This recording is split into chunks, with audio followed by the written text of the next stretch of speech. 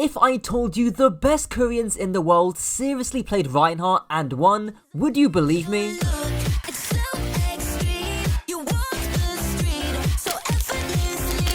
Reinhardt was pulled out by the best team in Overwatch right now, Crazy Raccoons. And considering I literally made a video explaining why Ryan's kinda ass, I was bamboozled to say the least. No, bro, being serious. I'm being serious right now, bro. Some real stuff, bro. So why are they on Ryan and how does it work? Well, get ready for some batshit insane pins, huge 3k shatters, and Falcons fans in shambles as Hanbin gets MTD'd. Sorry. Now, because Reinhardt loves his beer, that's what I'm gonna use to structure the video, with each layer getting tastier as we go along. We'll use the glass as the backbone of the comp, being Ryan's shield and the bans. One of the most puzzling questions here is, when the Zarya is open to play, why choose Ryan over Zarya? We've seen other teams play Zarya to great success on this map. She has better verticality with her minor perk, more damage, better range, and a better ultimate. And she arguably has a better matchup into D.Va. So what's making Jumpin gravitate to the Ryan? Well, it's the safety and sustain of his shield, otherwise known as a huge fucking rectangle.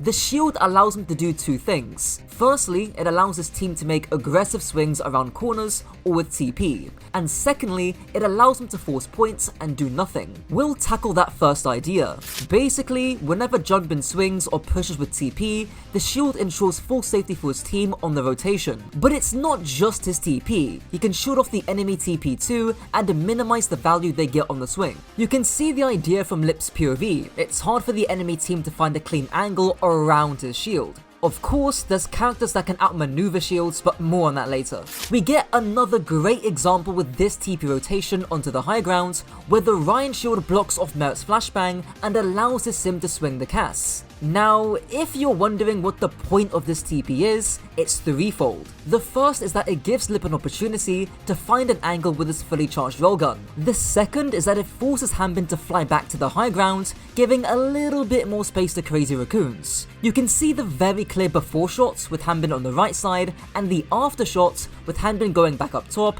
and losing his angle. The third and most important reason though is to force points. Going back to that very first TP, it actually allows Crazy Raccoons to steal the bots, with the Reinhardt forcing the points, and this refers back to Ryan's shield. It's hard to both poke him out when he goes on the points and run over a Reinhardt too. Back in my cast video, you can see that once you bait the enemy Zarya to use one bubble, she does become a lot easier to rush onto and outbrawl. The same can't be said about Ryan though, and it's ultimately the main reason as to why Jumpin picks the Ryan over the Zarya. It's just easier to force point and do nothing, and trust me, you can win by doing nothing. When you're playing Rush in Overwatch 2, you can actually just do nothing and win. Like, you can literally do less and win. But we can't forget about the bans though. It's the central part to any quirky off-meta strategy that I've covered in the past. In this case, Falcons ban Ramatra, while Crazy Raccoons ban Venture. Falcons do end up shooting themselves in the foot with this Ram ban. That point I just made about forcing points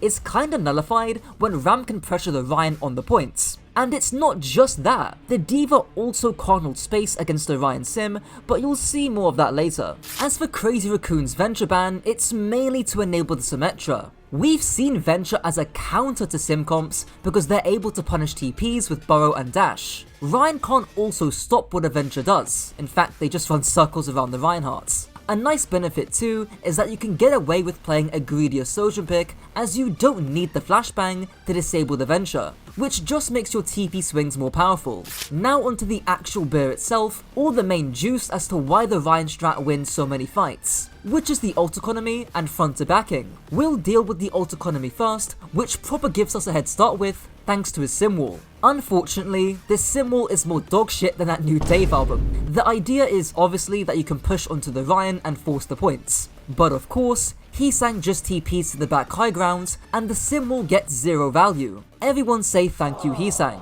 And he's not even done there, as it's his turn to push back in with the TP. Crucially, Crazy Raccoons don't waste an ultimate when they TP. The Ryan just looks to push forward with the shield, pressuring the D.Va sim, and this pressure causes Fielder to drop the Kitsune, but because Crazy Raccoon's comp is better at brawling, thanks to Ryan, they can drop the Kitsune to match too. and as a result, the Lucio ends up going down. Now things do get messy as Junbin's shield breaks, resulting in him going down, which causes Crazy Raccoons to try and clutch with their beat and the overclock. But the point here is that Crazy Raccoons actually get value with their ultimates, unlike Team Falcons.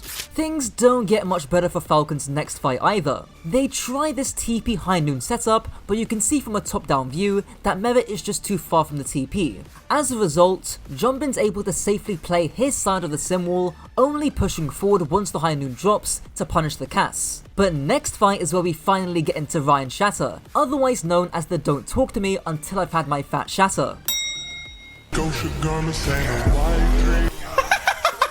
Remember how I mentioned that Rein's shield makes it safer for your DPS to swing? Well, that's exactly what happens, as Lip swings with the Rein shield, dinking proper and forcing Suzu. Because both the TP and Suzu gets forced, it gives Junbin enough of a trigger to let the hammer fly, catching 3 targets with the slam. He immediately goes for the Lucio, confirming the kill, which also denies Chio from using the beats. To make matters worse, Fielder drops a terrible Kitsune which gets no value, and thanks to the heroics of Junbin, not only do Crazy Raccoons win this fight, they start snowballing off the ult economy. And don't worry, there's more fat shatters to come.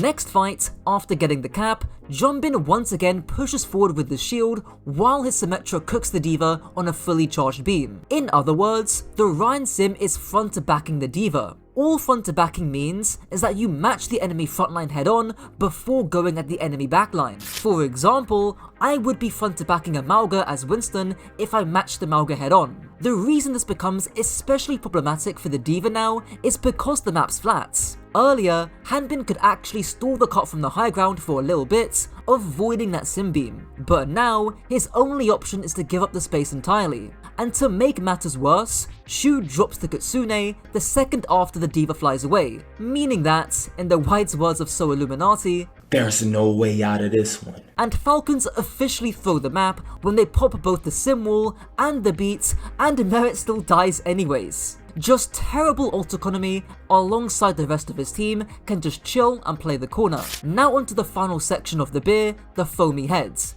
being the perks, pins and MTDing. Considering I already covered the Rein perks in my LH Cloudy video, I'll be quick. Junbin picks the shield recharge minor perk alongside the shield bash major. Pretty much every Rein picks the shield recharge, especially considering that Junbin forces point a lot. Having more shield suits that playstyle. The bash major perk, despite having to give up full camera control, provides a lot of utility. It allows Junbin to quickly shatter around a corner, which we'll see in just a moment. And it gives Rein a nice swing, bash, fire strike combo that kills most squishies in the game. The other interesting perks to me were the extended range for Sim's beam, only because it just makes it way harder for Hanbin to avoid getting melted and it makes the sim safer. Lip also chooses that slowing disruptor shots instead of the increased overclock charge. My best guess is that it helps punish the enemy sim TP just that little bit more, buying time to rotate and force points. Speaking of forcing points, we see Crazy Raccoons literally just wait for the D.Va sim to come to points. Junbin gets a juicy fire strike to start, pinning with his sim wall to try and punish the D.Va. I do think Junbin makes a slight mistake chasing the sim instead of marking the enemy Sojourn, but that's probably because he thought the sim wall was gonna be enough. As a result, Crazy Raccoons are forced to reset back to the prior corner after losing their Lucio, but this time, Junbin goes extremely deep with his pin, also known as the squishing machine.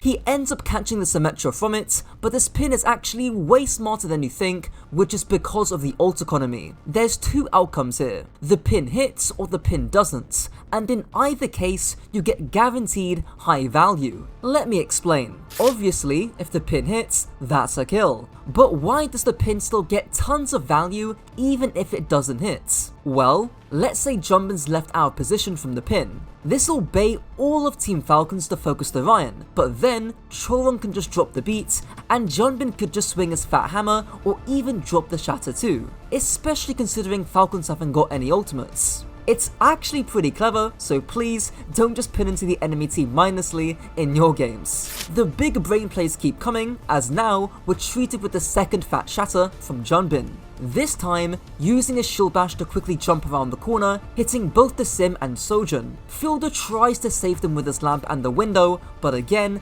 that's where Rein shield comes in to save Junbin. Plus, they get the Sojin kill anyways. You can see from Merit's POV on normal speed that the shield bash tech gives him basically no time to react against the slam. Kisang being the GOAT also walls off the Diva Bomb, and again, because we're playing the better brawling comp with a man advantage, Crazy Raccoons rack up another fight win. They don't quite get the full cap, but that's more than fine as they force both the overclock and the sim wall while using nothing themselves. But notice now how Hanbin's on the Rein, which is where we finally get into the all-important MTD. Before we witness that though, a quick coaching plug. Click the top link down below. The first case we see is where Hanbin tries pinning on Junbin, meaning that Junbin can land his own pin, which he does, getting the kill. Honestly, that's some true Giga Chad shit. And he also hits the mid-air fire strike on Fielder too. Just an insane clutch. Now armed with the trillion ultimates, it really doesn't get much easier for Crazy Raccoons. They hard force the points, running over Hanbin from all sides. And as the cherry on top, Junbin shatters Hanbin, establishing his dominance once more. From there, it's just game over. Main tank difference. I mean, a classy REINHARDT performance from Junbin. Now, you might be wondering what Falcons could have done. The main thing is outmaneuvering the Rein in some kind of way, which did actually happen last fight, as both DPS used the two buildings. The issue was, of course, someone has to touch. Personally, I would have liked to see some Wu Yang Freya countercomp, which we did see Virtus.pro use against another Rein strat by Gen G. The Freya Wu Yang are both very hard to reach, have good ults to punish the sim TPs, and have got high spam in the neutral. Anyways, if you enjoyed, subscribe because I'm currently sleep deprived, trying to make this video before replay codes get cleared. Click the video on screen too, and until next time.